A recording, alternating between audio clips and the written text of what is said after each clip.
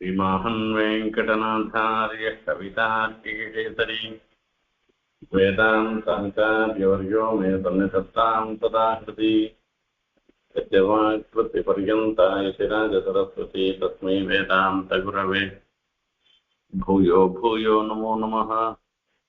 विशुद्धविज्ञानघनस्वरूपं विज्ञानवित्राणनबद्धदीक्षं दयानिधिं देहभृतां शरण्यं देवं हयग्रीवमहं प्रपद्ये।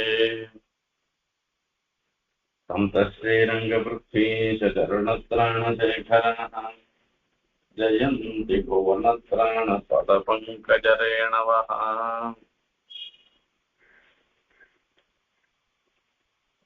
சுவாமி தேசிகனுடைய பாதுகாப்பு பிரபாவ பద్ధதியில இன்றைய தினம் 51வது ஸ்லோகத்தினுடைய அர்த்தம் பார்க்க போறோம்.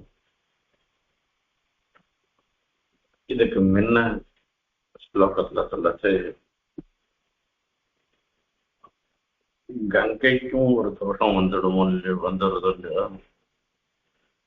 அதாவது சிவபெருமான் தன்னுடைய சிரத்தினால கங்கையை தரிக்கிறார். அந்த சிரத்தினால கங்கையை தரிக்கச்சே அந்த சிரத்துல இருக்கக்கூடிய கேசங்கள் கபாலம் இவைகளோட அந்த கங்கைக்கு ஒரு சம்பந்தம் வருது. அப்படி சம்பந்தம் வந்தாக்க அந்த கங்கையே துஷ்டமாக ஆயிடுறது, தோஷம் உடையதாக ஆயிடுறது இல்லையோ? அதுக்காக சிவபெருமான் என்ன பண்ற, பாதுகா தேவியை சிரஸ்ல தரிக்கிறேன். அந்த பாதுகா தேவியை சிரஸ்ல தரிச்சதுனால அந்த கங்கைக்கு வந்த தோஷம் போய் புனிதமாக ஆயிடுறது. கங்கை பிராச்சீனமான ஏற்கனவே எப்படி புனிதமாக இருக்கோ அப்படியே ஆயிடுறதுன்னு அந்த ஸ்லோகத்துல சொல்லி சொன்னார். அங்க சொல்லச்சு எல்லா லோகத்துக்கும் நாயகியாக இருந்துருக்காங்க இந்த பாதுகா தேவின்னு சொல்றார். சுவாமசேக ஜகதாமதீஸ்வரீம் பாவயாமி பரதாதிதேவதாம் 49வது ஸ்லோகத்துல சொல்றார். ஸ்வாம் அசேஷ ஜகதாம் அதீஸ்வரீம் பாவயாமி பரதாதி தேவதாம். பரதனுக்கு அதிதேவதையாகவும் லோக மொத்தத்துக்கும் நீதான் ஈஸ்வரியாக இருந்திருக்கேன்னு சொல்லி சொன்னார். அதுல லௌகிகமான சில சன்னிவேசங்கள், சில கேள்விகள் வருது. அந்த கேள்விகளுக்கு சமாதானம்லாம் சொல்லிண்டு இந்த பாதுகா தேவி தான் எல்லா சாம்ராஜ்யத்தையும் ஆழ்பவராக இருந்துருக்கான்னு சொல்ல போறேன். இப்போ ஸ்வயைவ நித்யம் மணிபாதரக்ஷே ராஜன்வதி சிருஷ்டிரியம் பிரஜானாம் ஸ்ரீராஜ்யதோஷ பிரசமாய நூனம் நிர்திஷ்யசே நாத விசேஷணேன. இந்த பாதுகா தேவிக்கு ஒரு விசேஷனம் சொல்றோம், அதாவது ஒரு அடைமொழி சொல்றோம். அந்த அடைமொழி என்னன்னு கேட்டா ரங்கநாத பாதுகா என்பதுதான் அந்த அடைமொழி. அப்ப அந்த ரங்கநாத பாதுகான்னு சொல்லி அந்த ரங்கநாதனோட சேர்த்துதான் சொல்றோம். அப்ப அந்த ரங்கநாதனுக்கு தான் முக்கியத்துவம் ஏற்படுறதே தவிர பாதுகைக்கு முக்கியத்துவம் ஏற்படலை. இப்படி பாதுகைக்கு முக்கியத்துவம் ஏற்படாத போயிட்டுனாக்க பாதுகா தேவி உலகத்தெல்லாம் ஆள்பவளாக இருந்துருக்கான்னு எப்படி சொல்ல முடியும்? லோகத்துல பார்த்தோம்னாக்க ஒருத்தனை பத்தி சொல்லச்சு, இவர் பெரிய தனி, இவர் இந்த கிராமத்தை சேர்ந்தவர், இந்த ஊரை சேர்ந்தவர், இவர் இந்த கோத்திரத்தை சேர்ந்தவர், இவருக்குன்னு சில அடைமொழிகள் அந்த பாக்கெட்டு அந்த வம்சத்துக்கு உண்டான அடைமொழிகள் அவ படிச்சதுக்கு உண்டான வித்யைக்கு உண்டான அடைமொழிகள், அவளுடைய பராக்கிரமம், இப்படி எல்லாவற்றையும் வெளிப்படுத்தக்கூடிய அடைமொழிகளோட சேர்ந்து இருக்கச்சேதான் அவளுக்கு கௌரவமே ஏற்படுறது. அப்ப அந்த அடைமொழியானதான் கௌரவம்னு அர்த்தம். இப்ப பாருங்க, டாக்டர் ரங்கேஷ் என்பதாக சொல்றோம். அந்த ரங்கேஷன் பேர் இருக்கான் ஒருத்தன், அவனுக்கு ஒன்றும் பெரிய அந்த வெறும் பேருக்கு முக்கியத்துவம் இல்லை. அந்த டாக்டர் ரங்கேஷ்னு சொன்ன உடனேதான் ஓ இவன் பெரிய வைத்தியர் போன்ற இருக்குன்னு ஒரு கௌரவமே வரப்போகுது. அதே மாதிரி சிஎஸ் அப்படின்னு சொல்லிட்டு இப்ப எல்லாம் போட்டுக்கிறா, சிஏ, சிஎஸ், பிஎல், லாயர் அப்படின்னு எல்லாம், அட்வொகேட் அப்படின்னு எல்லாம் போட்டுக்கிறார். இப்ப இந்த அடைமொழியை கொண்டுதான் அவளுக்கு ஒரு கௌரவமே நிர்ணயம் பண்றோம். அவளை பத்தி அவளுக்கு ஒரு பகுமானமே ஏற்படுறது அவ விஷயத்துல. அந்த மாதிரி பார்த்தோம்னாக்க இந்த இடத்துல ரங்கநாத பாதுகா என்றுதான் பாதுகா தேவிக்கு பேரு. அந்த ரங்கநாதன் சொல்ற அடைமொழி இருந்துருக்க விசேஷணம்னு சம்ஸ்கிருதத்துல சொல்லுவான். அந்த விசேஷணத்துக்கு தான் ஏற்றம், விசேஷணத்தினால வந்த ஏற்றம் தான் விசேஷமா இருந்துருக்கிற பாதுகைக்கு. அப்ப பாதுகைய பார்த்து நீயே எல்லா லோகத்துக்கும் ஈஸ்வரியாக இருந்துருக்க, நீதான் எல்லாத்தையும் நியமிக்கிறவளாக இருந்துருக்க என்று சொல்வதுன்றது அது எப்படி தகும்?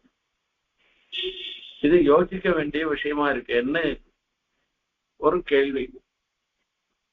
त्वयैव नित्यं मणिपादरक्षे राजन्वती सृष्टिरियं प्रजानाम् श्रीराज्यदोषप्रशमाय नूनं निर्दिश्यते नाथ विशेषणेन.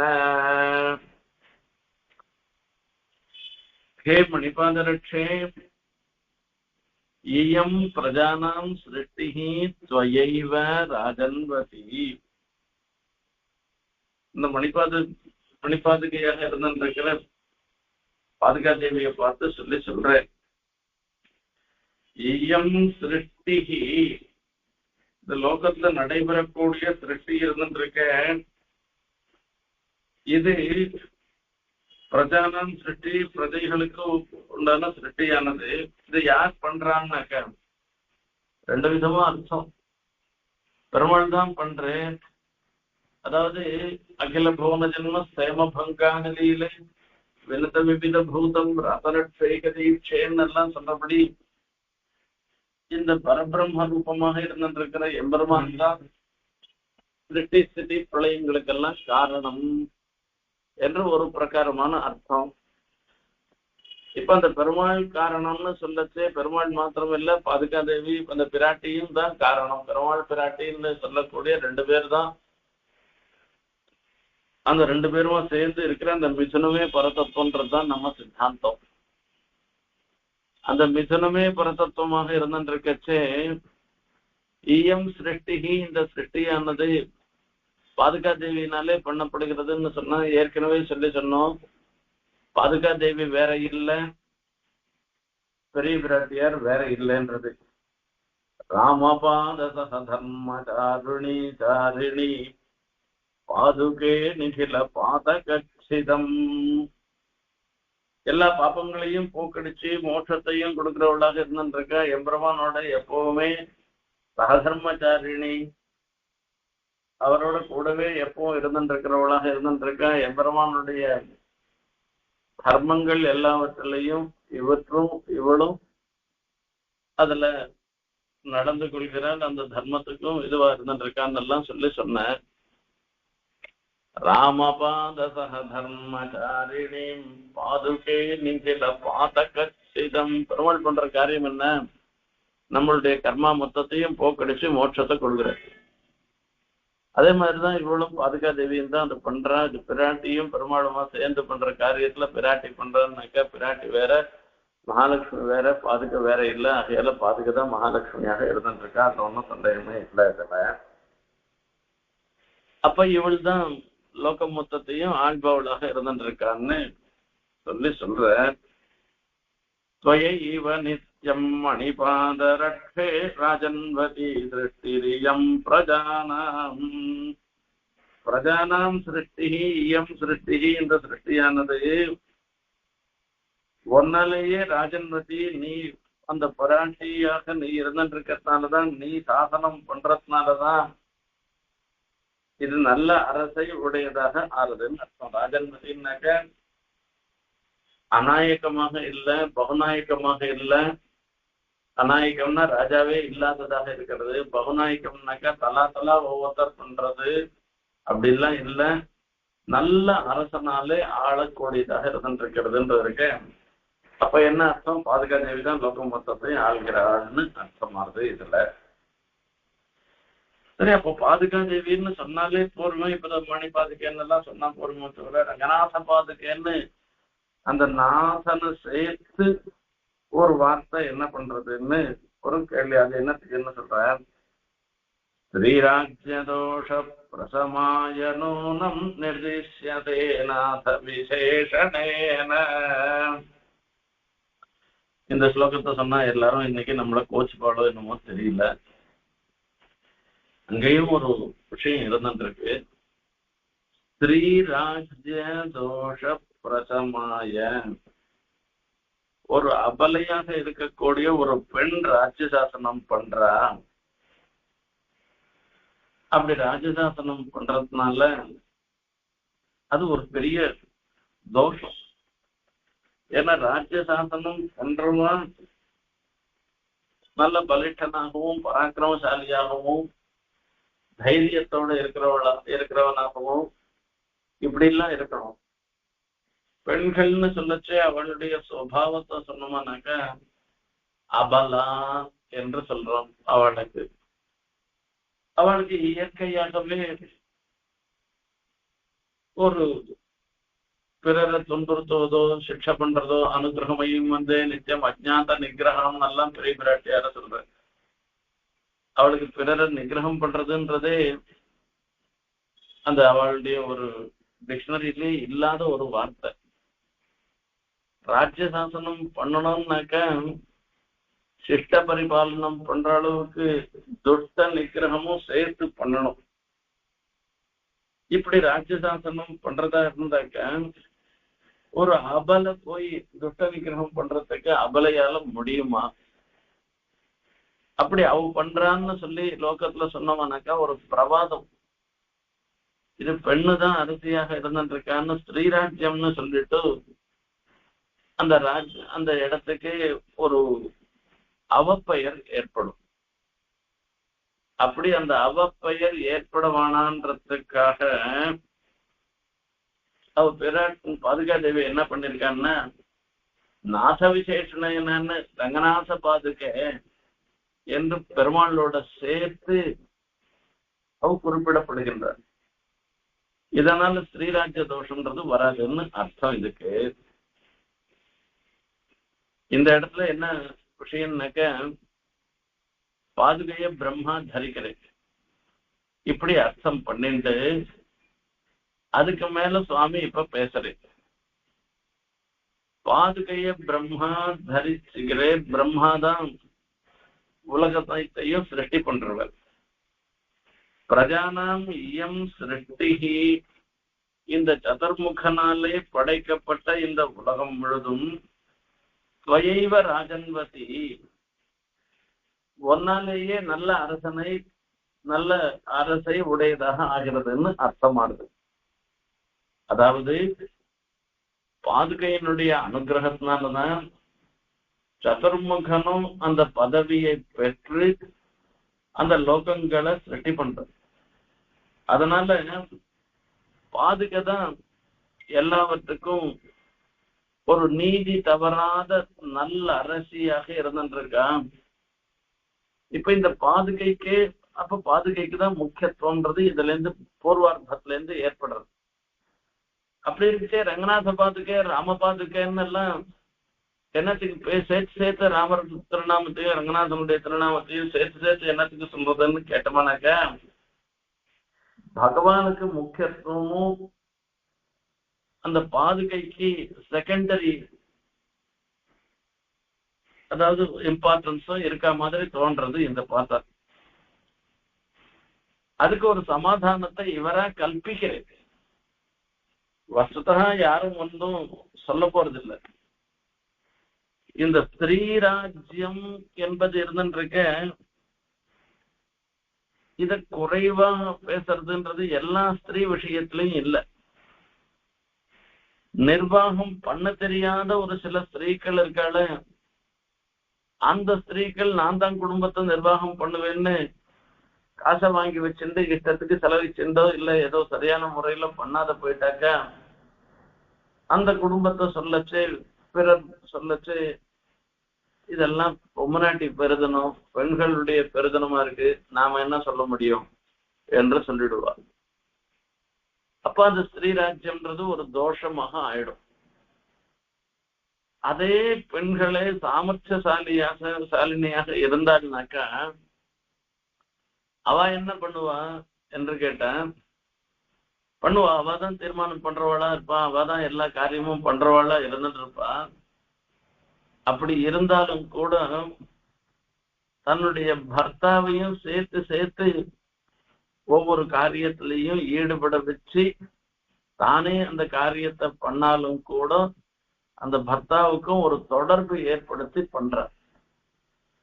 அப்ப அவருடைய ஒரு யோசனைகளையும் கேட்டு பண்றதுனால அந்த மாதிரி குடும்பத்துல வரைச்சே பெண்மணிகளை அந்த குடும்பத்தை நிர்வாகம் பண்ணாலும் கூட இந்த மாதிரி, அதாவது ஏதோ இது பொம்மநாட்டிக்கு வருதணும்னு சொல்ற அந்த வார்த்தை அந்த இடத்துல வராது. இது லோக திருஷ்டியில வரக்கூடிய ஒரு விஷயம். அந்த மாதிரி பாதுக்குதான் சாசனம் பண்றான்னு சொல்லிட்டாருனாக்கா அது ஒரு ஸ்ரீராஜ்யமாக போயிடும். இந்த ராஜ்யத்துக்கே ஒரு தோஷம் வந்துருமோன்னு நினைச்சுண்டு பாதுகை என்ன பண்ணாங்கனாக்க ராம பாதுகை ரங்கநாத பாதுகைன்னு ஒரு விசேஷணத்தை கூட சேர்த்துக்கிறாங்க. ஆனா சாசனம் பண்றது யாரு, அந்த காரியம் பண்றது யாருன்னா பாதுகை தான். இது யாருக்கு தெரியும்? அந்தரங்கமா இருக்கிறவளுக்கு தான் தெரியும். அந்த இடத்துல எல்லா காரியமும் யார் பண்றா? அந்த பெண்மணி தான் பண்றா. இருந்தாலும் அந்த பர்த்தாவனுடைய அபிப்பிராயத்தை மீறி எதுவும் பண்ணாமல் பர்த்தாவையும் தன்னுடைய அபிப்பிராயத்துக்கு உட்பட்டு பண்ணும்படியாக பண்றதுனால அந்த ஸ்ரீராஜ்யம்ன்ற ஒரு தோஷம் அந்த இவளுடைய நிர்வாகத்துக்கு ஏற்படாது. அததான் இந்த இடத்துல சுவாமி சாதிக்கிறார். அங்க இன்னொரு ஒரு விஷயமும் சொல்லணும். அந்த பரமாத்மாவாக இருக்கிறவா பெருமாள் மாத்திரமில்ல, பெருமாள் தாயார் ரெண்டு பேருமா சேர்ந்து இருந்துட்டு இருக்கிற ஒரு மிசனம்தான் லோகத்துக்கும் மொத்தத்துக்கும் ஈஸ்வர ஆழ்பவர்களாக இருந்துட்டு இருக்கான்னு சொல்றாரு.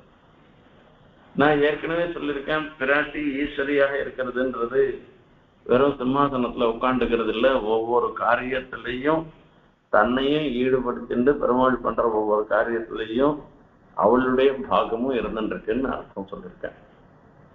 இப்ப அந்த மாதிரி பார்த்தோம்னாக்கா பாதுகா தேவி வேற இல்ல, பெரிய பிராட்டியார் வேற இல்ல, அந்த பாதுகா தேவி தான் எல்லா காரியத்தையும் பண்ற.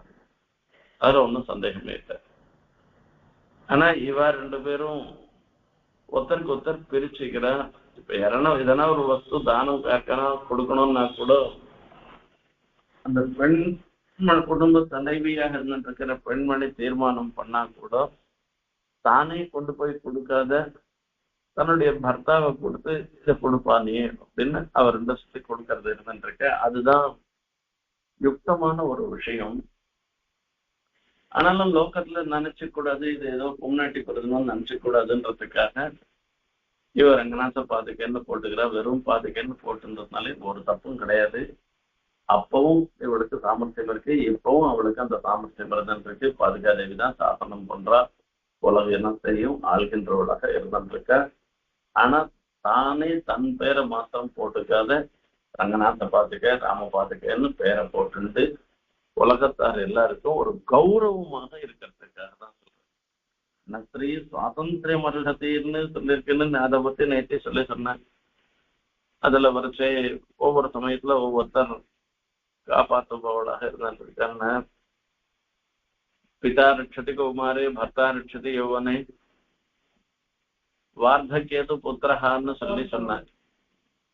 இந்த இடத்துல பார்த்தோம்னாக்க இவளை எல்லாம் பன்னெண்டாலும் கூட அந்த நாதன்னு சொல்லக்கூடிய ரங்கநாதன் சேர்த்திருக்கு. அப்படின்னால அந்த நாத விசேஷனம்ன்றது நாதனுக்கு மாத்திரம் கௌரவம் இல்லை, இவளுக்கும் கௌரவத்தை கொடுக்கக்கூடியதாக இருந்திருக்கு. அதாவது இவளுக்கு கௌரவம் பெருமாளுக்கு கௌரவம் ரெண்டும் சமானமான கௌரவத்தோட இருந்தது. இவள் தான் ராஜசாசனம் பாடுறான்னு அர்த்தம்.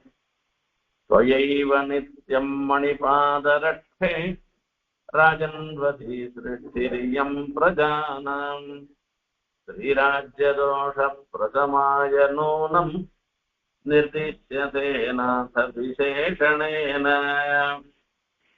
விபர்ஷி நித்யம் மணிபாதுகே த்வம் விஸ்வம்பரம் தாம நிஜேன பூம்னா தவானுபாவஸ்துலகீகிருதோயம் பக்திரஜஸ்ரம் பவதீம் ததானைஹி.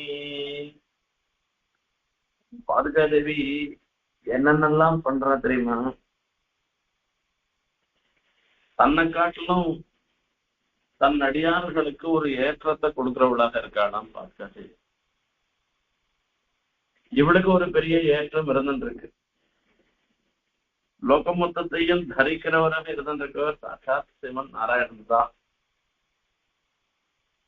அப்படி இருந்திருக்கிற அந்த எம்பெருமானையே கூட பாதுகாதேவி எப்பவும் தரிச்சுட்டே இருந்திருக்காளாம். தாம நிஜேன பூம்னா பிபர்ஷி நித்யம் மணிபாதுகே. ஹே மணிபாதுகே, பாதுகாதேவியே, விஸ்வம்பரம் தாம என்பதாக சொல்ற. இந்த தாமன்னாக்க ஜோதிஷ்ன்னு அர்த்தம் இருக்கு. அந்த ஜோதிஷ்ன்னு எம்பெருமான அடிக்கடி குறிப்பிடுகிறார் சுவாமி தேசிகன். அதுல ரொம்ப ரொம்ப அவருக்கு சந்தோஷம். பெருமாளை குறிச்சு வேதம் சொல்றது ஜோதிஷாம் தந்தேவா ஜோதிஷாம் ஜோதிஹி அத எதப்பரோ திவோ ஜோதிஹி தீப்யதே என்றெல்லாம் வேதம் பெருமாளை குறிப்பிடுற இடத்துலதான் ஜோதிஷுன்னு ஜோதிஷ் ரூபமாக தேஜோமயமாக எம்பெருமான குறிக்கின்றது. அப்படி இருக்கச்சே ஜோதி சப்தத்தினால சொல்லச்சே அதுக்கு சொல்ற ஜோதிஷன்னு. அப்போ இந்த இடத்துலயும் விஸ்வம்பரன் தாம என்பதாக சொல்ற. விஸ்வம்பரன்றது லோகமொத்தத்தையும் தரிப்பவர் தரிக்கிறவராக இருந்திருக்கிற ஒரு தேஜோ விஷயம். யாரு? சாட்சாத்து அந்த ரங்கநாதன் தான். கிமபிரங்க துரியம் மகான தேஜஸ்ன்னு அர்த்தம். அந்த ரங்கநாதன் சொல்லச்சே தேஜஸ்ன்னு சொல்லி அபீதி ஸ்தவத்துல சொல்ற. ஏகம் வேகவதி மத்தியே ஹஸ்திசைலே திருஷ்யத்தை உபாய பலபாகேன ஸ்வயம் வியக்தம் பரம் மகான்னு அந்த யதோக்தகாரியாகவும் ஹஸ்திசைலத்துல தேவ பெருமாளாகவும் சேவை சாய்க்கிறேன். ரெண்டு பேரும் ஒருத்தர் தான், ஒரே தேஜஸ் தான். யதோக்தகாரியாக இருக்கச்சு உபாயமாக சேவை சாய்க்கிறேன். இங்க பலமாக அந்த ஹஸ்திசைலத்து மேல திருவத்தி மலை மேல தேவ பெருமாளாக சேவை சாய்க்கிறேன். ரெண்டும் ஒரே ஜோதிஷ் ஜோதிஷான் ஜோதிஷ் ஸ்வயம் மகான்னு சொல்லி சொல்ற. அதே மாதிரி ஹைகிரீவனையும் மகான்னு சொல்லிட்டு தேஜஸ் தேஜோ ரூபமாக ஹைகிரீவனையும் அனுபவிக்கிறேன். இப்படி எல்லாம் இருந்துருக்கு. இப்ப சொல்லச்சே இந்த ரங்கநாதன தேஜஸ் தான் சொல்லிட்டு அந்த தேஜஸ் தான் லோகம் மொத்தத்தையும் தரிக்கிறது. அந்த தேஜஸையும் தரிச்சுருக்கானா பாதுகாதேவி. விபர்ஷி நித்யம் மணிபாதுகே ஸ்வம் விஸ்வம்பரம் தாம நிஜேன பூம்னா நிஜேன பூம்னா விஸ்வம்பரம் நிஜேன பூம்னா தன்னுடைய ஒரு மகிமையினால பாதுகா தேவியனுடைய மகிமையினால இந்த லோகத்தை மொத்தத்தையும் தரிக்கிற எம்பெருமானையே தரிச்சுருக்கா. தவானுபாவ சுளகீகிருதோயம் பக்தைரஜஸ்ரம் பவதிந்ததானை. அந்த பாதுகா தேவியையே பக்தர்கள் தரிக்கின்றனர், சிரசுல தரிக்கின்றனர். இப்ப பாதுகா தேவியே பக்தர்கள் தரிக்கிறதுனால அந்த பாதுகைக்கு மேற்பட்ட பிரபாவம் அந்த பாதுகையை ஆசிரியிக்கிற பக்தர்களுக்குன்னு அர்த்தம் சொல்ல வேண்டி இருந்துருக்கு. பவதியும் ததான ஒன்ன தரிக்கிறவாளுக்குன்னு சொல்லிட்டு அப்போ இந்த பாதுகையும் தரிக்க மகான்களுடைய பிரபாவம் பாதுகா பிரபாவத்தை மேல்பட்டதுன்னு இருந்துருக்கு. இதை காட்டுல என்ன ஒரு அதிக பிரபாவம்ன்றது மகான்களுக்கு ஏற்படுறதுன்னு சொன்னா இப்ப இதனால பாதுகையினுடைய பிரபாவத்தை குறைக்கிற மாதிரி ஆகிப்போகுது. இந்த பத்ததி எதுக்காக ஏற்பட்டது? பாதுகையினுடைய பிரபாவத்தை சொல்றதுக்காக வந்தது. பாதுகா தேவியினுடைய பிரபாவத்தை சொல்லச்சே பெருமாளை காட்டிலும் உனக்கு இன்னும் பிரபாவம் அதிகம், நீ பெருமாளாகின ஒரு ஜோதிஷையே தரிச்சுருக்க என்று சொன்னா இது பாதுகா தேவியினுடைய பிரபாவத்தை சொன்னதாக சந்தோஷமா இருந்திருக்கு.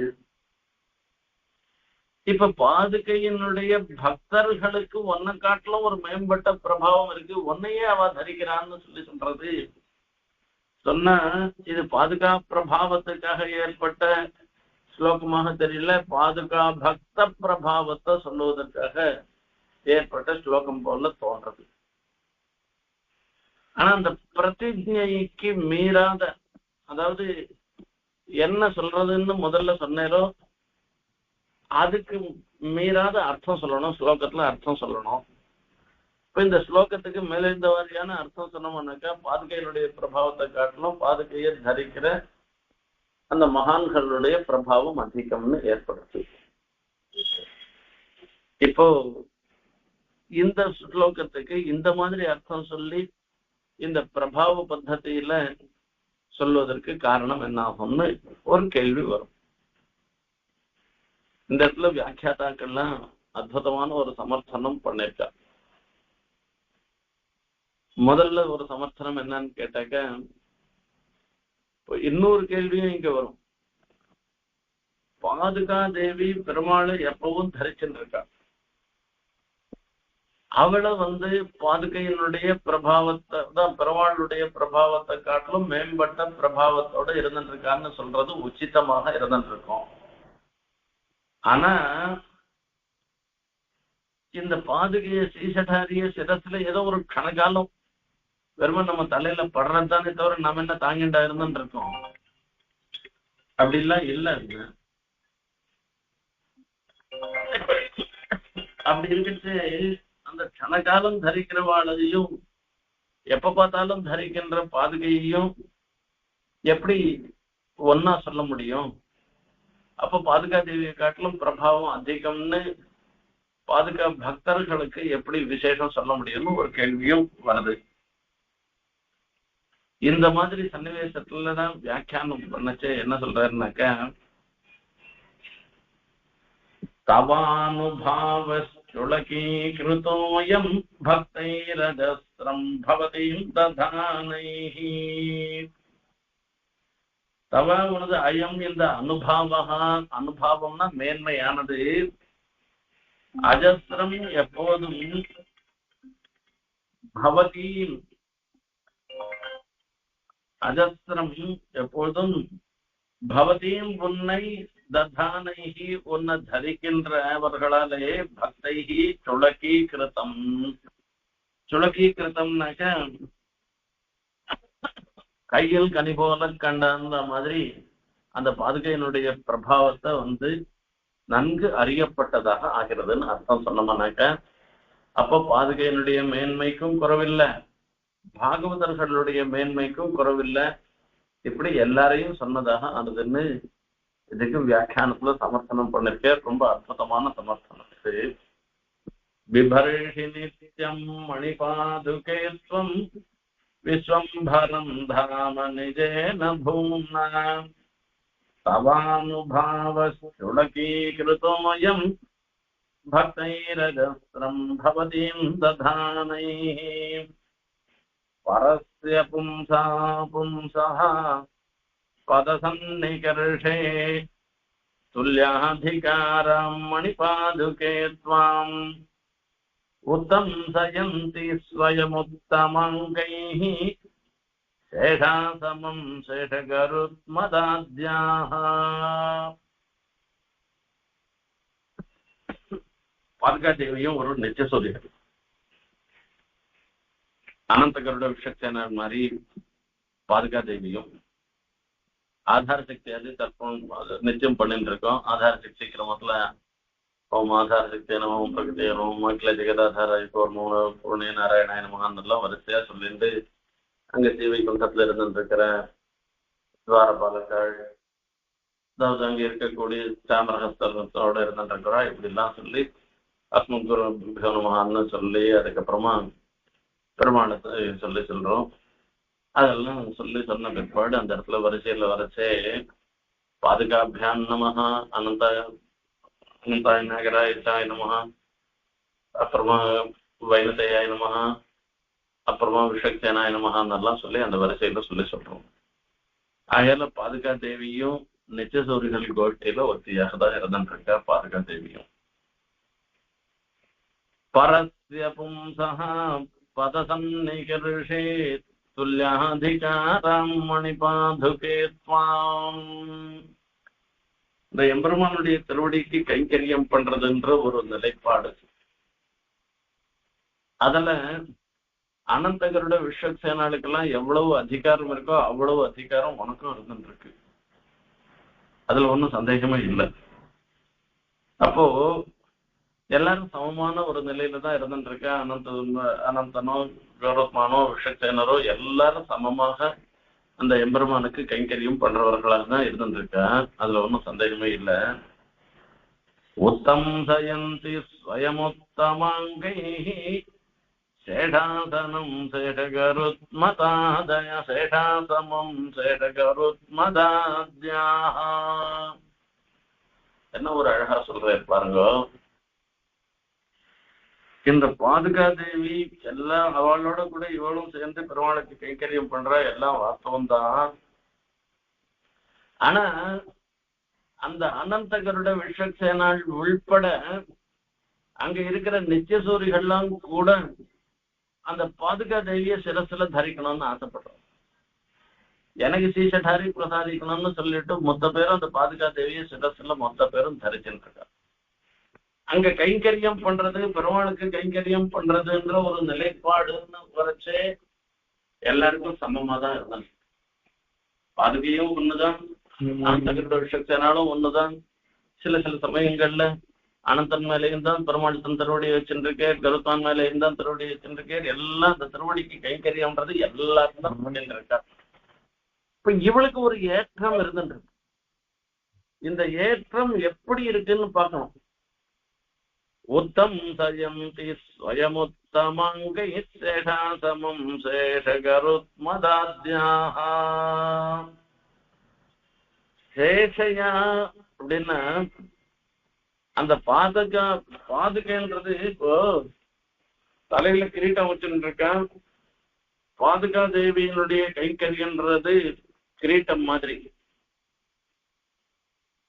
இவா அதாவது இவளுடைய செயல்ன்றது சேஷாசமம் சேஷகருத்மதாத்யாகன்னு பரிவட்டம் கட்டிக்கிற மாதிரி இருக்குதுன்னு சொல்றாரு. இப்போ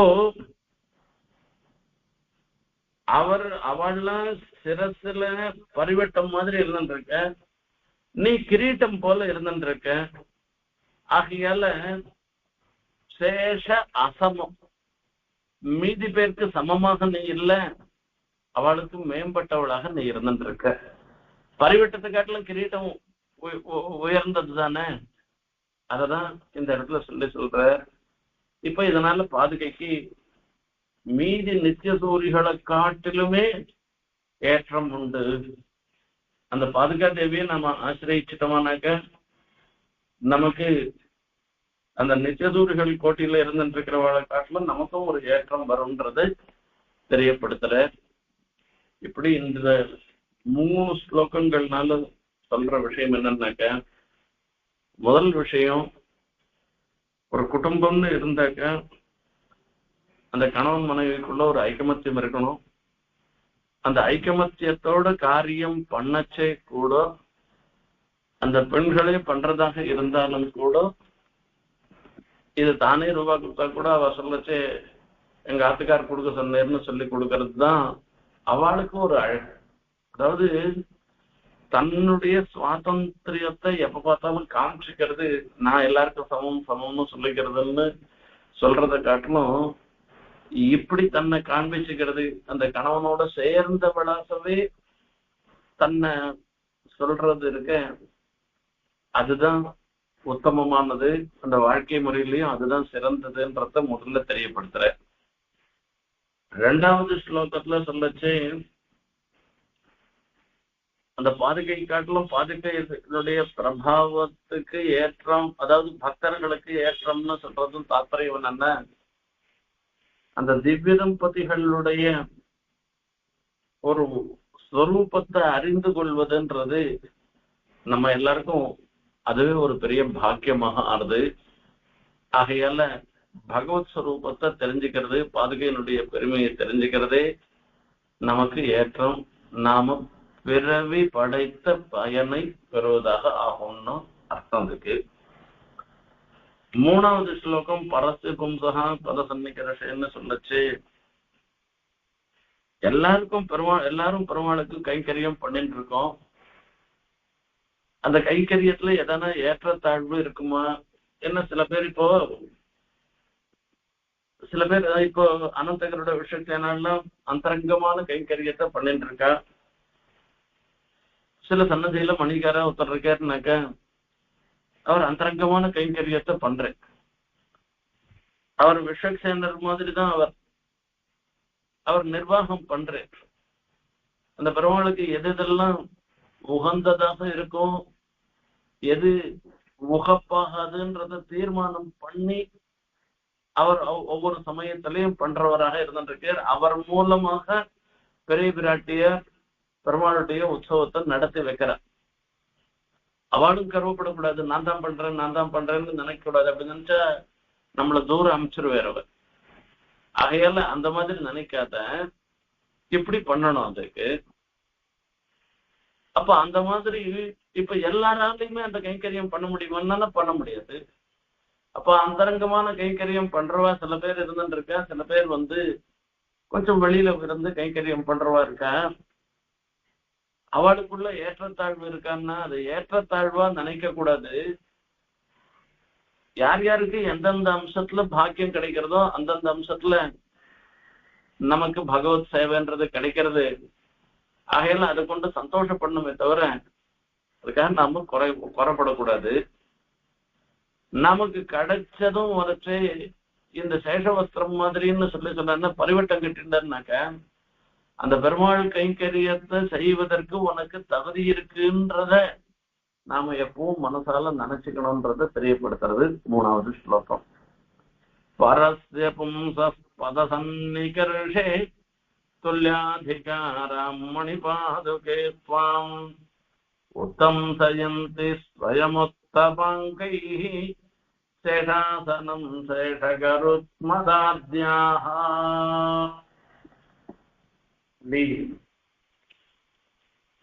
எம்பெருமானுடைய பாதுகா பிரபாவத்தை நாம பார்த்தோம்.